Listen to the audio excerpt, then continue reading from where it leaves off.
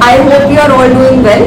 I am राशि और आज हम समझते हैं मिनिस्ट्री ऑफ कॉर्पोरेट अफेयर्स की एक लेटेस्ट नोटिफिकेशन को जो आई थी 27 मई 2026 में, जिसके थ्रू उसने अमेंड किए हैं कॉर्पोरेट सोशल रिस्पॉन्सिबिलिटी के रूल्स। एक बार इन रूल्स को समझते हैं क्या क्या चेंजेस हैं। नाउ इस नोटिफिकेशन के थ्रू टोटल 4 अमेंडमेंट्स इंट्रोड्यूस हुई हैं। फर्स्ट अमेंडमेंट में क्या बताया है, as you all must be aware कि कोई भी ऐसी कंपनी जिसके इमीडिएटली प्रीसीडिंग फाइनेंशियल ईयर में उसका नेटवर्थ 500 करोड़ और मोर, टर्नओवर 1000 करोड़ और मोर और नेट प्रॉफिट 5 करोड़ और मोर, ऐसा कोई भी थ्रेशोल्ड अगर उसने हिट किया है, ट्रिगर हुआ है, तो उस पर एप्लीकेबल हो जाते हैं सीएसआर के प्रोविजंस। उसे सीएसआर कमेटी बनानी होती है, सीएसआर पॉलिसी बनानी होती है और सीएसआर एक्टिविटीज में कंट्रीब्यूशन करना होता है। तो अगर किसी भी कंपनी पे सीएसआर के प्रोविजंस एप्लीकेबल हो जाते हैं तो ऐसी कौन सी एक्टिविटीज है जो कि एक कंपनी अंडरटेक कर सकती है। इसके लिए कंपनीज एक्ट में शेड्यूल 7 प्रोवाइड किया है, जिसमें अराउंड 12 आइटम्स हैं। ऐसी बहुत सारी एक्टिविटीज प्रोवाइड की गई हैं जो कि एक कंपनी अंडरटेक कर सकती है।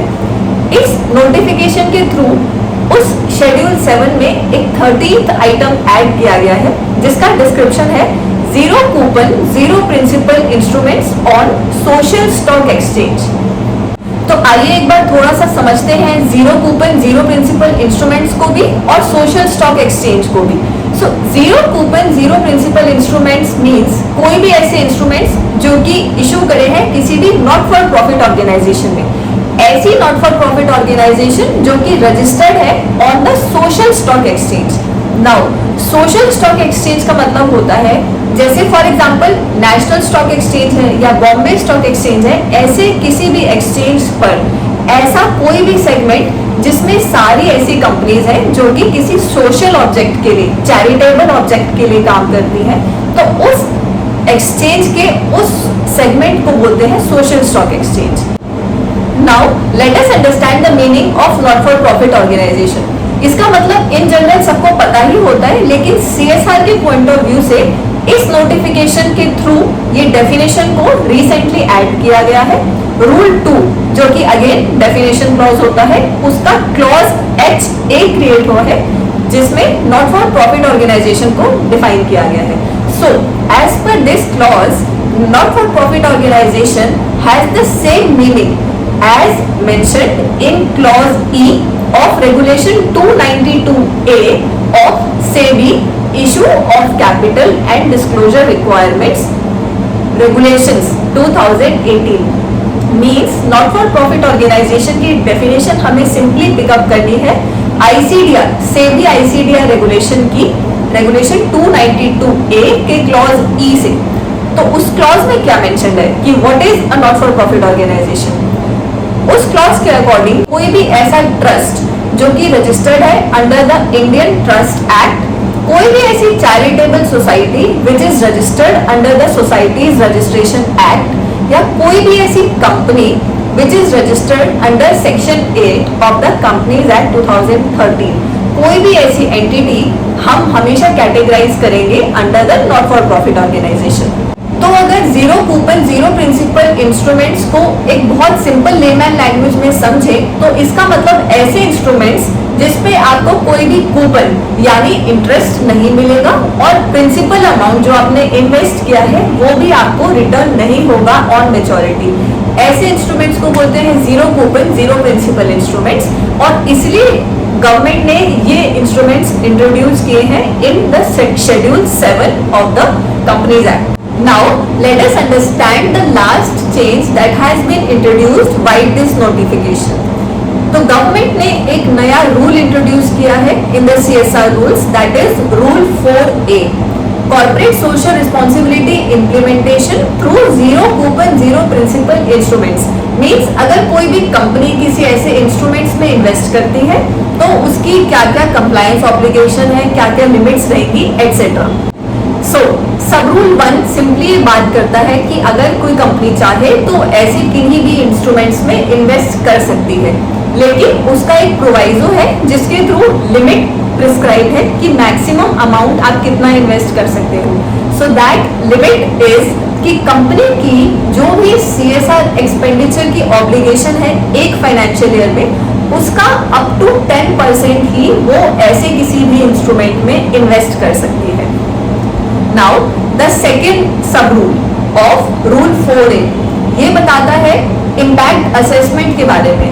आपको पता ही होगा, नहीं पता तो मैं बता देती हूँ। CSR प्रोविजंस में एक कॉन्सेप्ट है इम्पैक्ट असेसमेंट का। देयर आर सर्टेन कंपनीज जिन पे ऑब्लिगेशन होता है कि अगर उन्होंने किसी भी प्रोजेक्ट पे कोई भी एक्सपेंडिचर किया है, CSR एक्सपेंडिचर, तो उन्हें इम्पैक्ट असेसमेंट करना होता है उस प्रोजेक्ट का कि उस प्रोजेक्ट का सोसाइटी पर क्या इम्पैक्ट, क्या रिजल्ट रहा है।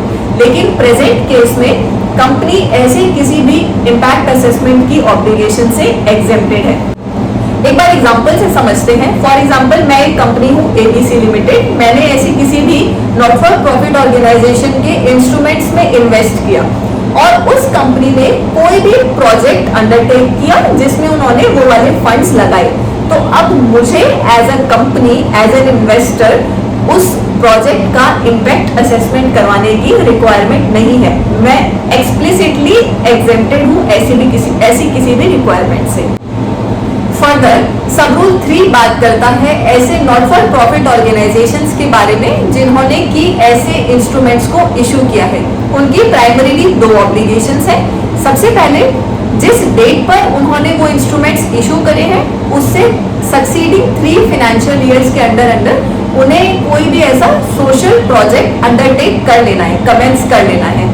एंड सेकेंड, जब उनकी ऐसे इंस्ट्रूमेंट्स की लिस्टिंग टर्मिनेट होती है, means they are no more listed on the social stock exchange, then उस टाइम पे जो उनका ऐसा अमाउंट है जो कि अनस्पेंड है, जो उन्होंने अभी तक स्पेंड नहीं किया है अपनी CSR एक्टिविटीज में, ऐसे कोई भी अमाउंट अगर पेंडिंग है, so that has to be transferred to the fund mentioned in rule in schedule 7। ये आपको पता ही होगा कि ये कंपनी में भी प्रोविजन एप्लीकेबल होता है कि अगर जो उस पर CSR की ऑब्लिगेशन थी, फॉर एग्जांपल उसे 10 लाख का CSR एक्सपेंडिचर करना था और उसने 5 लाख का ही एक्सपेंडिचर किया है, तो रिमेनिंग जो अमाउंट है उसे शेड्यूल 7 वाले किसी भी फंड में ट्रांसफर करना होता है। तो सेम ऑब्लिगेशन ऐसी नॉट फॉर प्रॉफिट ऑर्गेनाइजेशन पर भी एप्लीकेबल होती है। दैट फर्स्टली तो उसे शेड्यूल 7 वाले फंड में वो अमाउंट ट्रांसफर करना है एंड सेकेंडली एक कंप्लायंस रिपोर्ट भी देनी है इससे रिलेटेड सेविंग। लास्टली इसमें एक रूल 4 है सब रूल 4A में, जिसमें बताया है कि अगर आपको इम्प्लीमेंट करना है CSR को through zero coupon zero principal instruments, तो आप उसे कैसे इम्प्लीमेंट करेंगे, क्या प्रोसेस रहेगा। तो सिंपली बताया है कि आपको वही प्रोसेस फॉलो करना है जो process rule 4 of the CSR rules में प्रोवाइडेड है।